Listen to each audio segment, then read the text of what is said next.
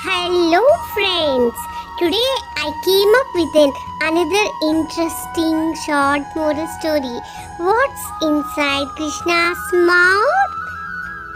Once when Krishna and Balarama were playing, the avatar of Lord Vishnu stuffed a handful of mud into his mouth.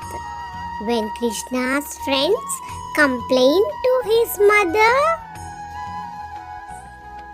Yashoda ran to him and asked him to open his mouth. Initially, he refused to, but when Yashoda gave him a stern look, Krishna obliged. When Yashoda saw wasn't mud but the entire universe, that's when she realized that Krishna was the Lord in disguise. Moral: always listen to your parents.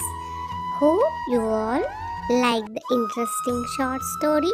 For many more stories, please like, share, and subscribe.